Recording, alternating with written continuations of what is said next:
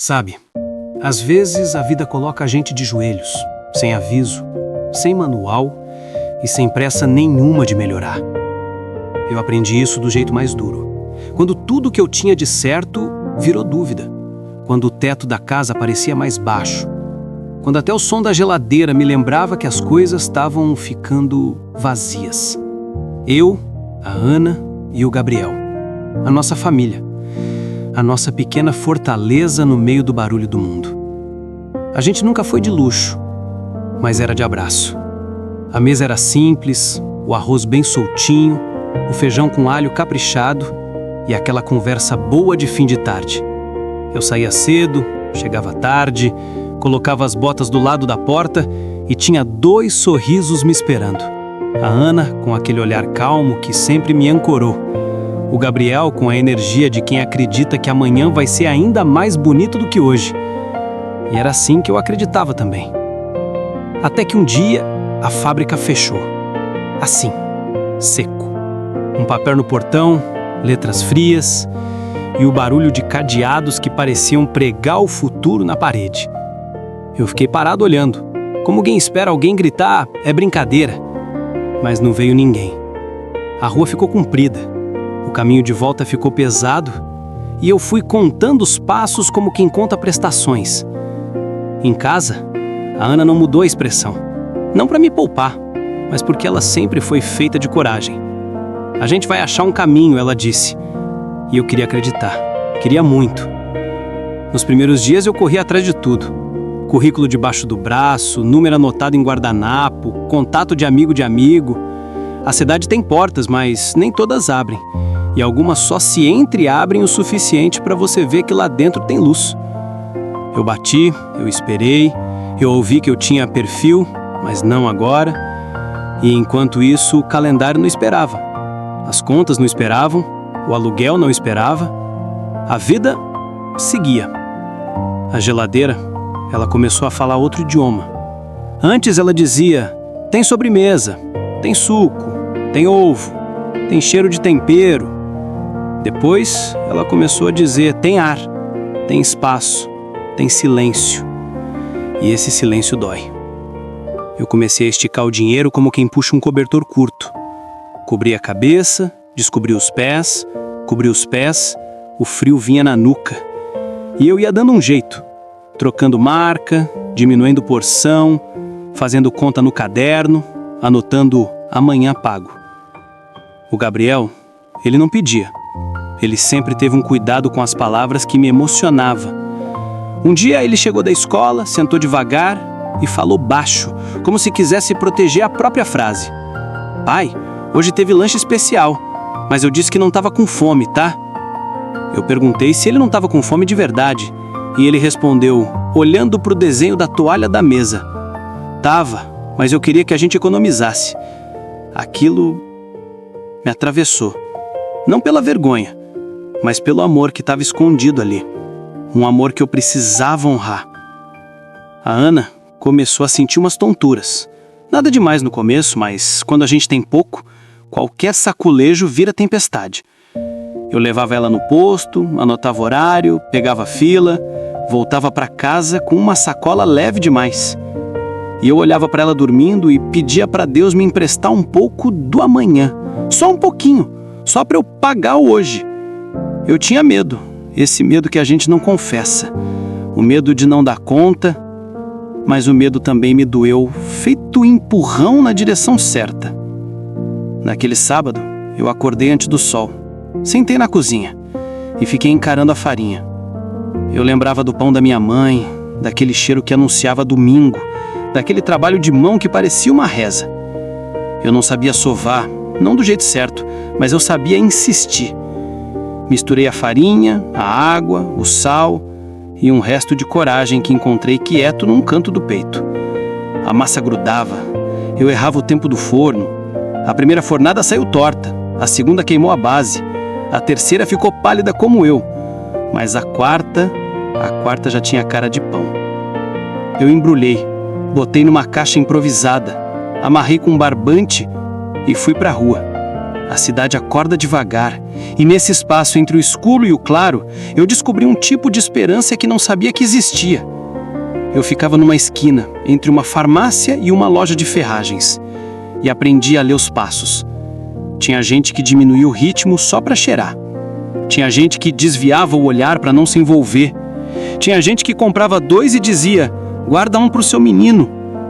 Essas pessoas, eu lembro de todas. Teve dias de sol que derretia a minha vontade, e dias de chuva que encharcava as contas do caderno. Teve manhã que eu vendia tudo, e tarde que eu voltei com metade. Teve palavra dura, teve risada boa, teve criança que apontou para o pão e disse, parece travesseiro. E eu respondi, tomara que seus sonhos sejam macios assim. Eu fui afinando a receita, acertando o ponto, entendendo o forno. E aos poucos o pão foi ficando com o meu jeito. E eu fui ficando com o jeito do pão. Paciência, tempo, calor certo. Em casa, o cheiro de pão fresco virou notícia boa. O Gabriel veio me abraçar com o rosto cheio de farelo. A Ana sorriu de um jeito que eu não via faz tempo. Ela ainda estava frágil, mas parecia mais corada, como se o corpo tivesse lembrando o caminho de volta. E eu me prometi que aquilo não seria só um improviso. Ia ser a ponte. No outro dia eu fiz mais, e de novo, até os vizinhos começarem a bater no portão e perguntar, tem pão hoje? E eu respondia, tem sim, graças a Deus, tem. Um dia, uma senhora parou, comprou um pão, provou ali mesmo, fechou os olhos e suspirou. Menino, esse pão tem casa dentro, ela disse. Depois perguntou se eu já tinha pensado em fornecer para a padaria dela. Eu travei. O coração saiu na frente. As palavras vieram atrás. Eu disse que queria, mas não tinha equipamento, não tinha nada. Ela sorriu. A gente começa pequeno. Eu te ajudo com o primeiro pedido. Você me ajuda com o sabor. Eu voltei para casa quase correndo. As pernas leves, a cabeça acesa. Nos primeiros dias foram uma maratona no escuro.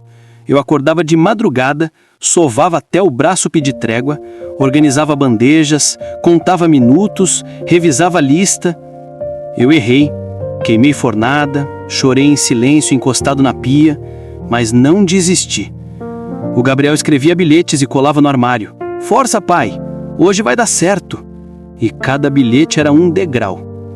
A Ana me lembrava de beber água, me pedia para fechar os olhos por 5 minutos, só 5, porque ela sempre soube que o corpo também faz parte da fé. Quando o primeiro pagamento da padaria caiu, eu comprei remédio, comprei frutas, comprei um caderno novo e uma forma melhor. Eu planejei, investi e rezei. O bairro começou a conhecer o meu pão, o meu nome, o meu jeito de atender. Porque não era só vender, era escutar a dona que tinha saudade da infância, era dar bom dia para o moço da lotérica, era guardar um pão para a menina que saía à tarde do reforço escolar. E nessa rotina eu fui entendendo que o pão é um jeito de dizer, você não está sozinho. Com o tempo, a senhora da padaria me ensinou coisas simples que mudam tudo. Etiqueta, embalagem, horário, constância. Eu aprendi a anotar custo, a somar direito, a separar do negócio do de casa. Não foi de um dia para o outro, mas foi dia após dia. E quando a saúde da Ana firmou, eu soube que a gente estava atravessando a ponte. Ela voltou a cuidar das plantas, ajeitar as prateleiras, experimentar recheios. O Gabriel virou meu aprendiz oficial e fazia a graça com a farinha no rosto. Sou padeiro fantasma. Veio um momento em que o espaço da cozinha já não dava. As formas disputavam lugar com o escorredor, as assadeiras encostavam no liquidificador, a mesa virava bancada. Eu respirei fundo, contei o dinheiro e decidi dar o próximo passo. Foi uma salinha alugada, pequena, paredes marcadas, um balcão simples. Eu mesmo lixei prateleira, eu mesmo parafusei suporte, eu mesmo passei pano cheirando a lavanda no piso. No dia em que abrimos, eu tremia. Não de medo, mas de gratidão. Os primeiros clientes foram a vizinhança, e a vizinhança virou família estendida. A gente lembrava nome, ouvia história, separava o pão mais douradinho para quem gostava de casquinha. A Ana inventou uma geleia de goiaba que virou mania. O Gabriel aprendeu a passar troco e eu descobri que um bom dia, dito olhando nos olhos, vale tanto quanto qualquer promoção. A vitrine, com o tempo, foi ficando bonita e o cheiro de pão, esse era nosso anúncio. Nem tudo foram flores. Teve mês apertado, teve fornecedor que atrasou, teve conta que eu tive que renegociar, teve madrugada que a massa embirrava e parecia que nada dava ponto. Teve receita nova que não saiu e teve cliente que reclamou. Eu ouvi, ajeitei, pedi desculpa quando precisei e segui, porque eu aprendi que a dignidade não é nunca errar, é corrigir com respeito, é melhorar, é voltar no dia seguinte com a cabeça erguida. Num desses dias, aquela senhora que primeiro acreditou em mim, entrou na padaria e ficou parada no meio do salão. Olhou as prateleiras, olhou a Ana, olhou o Gabriel, olhou para mim e disse: "Eu disse que tinha casa..."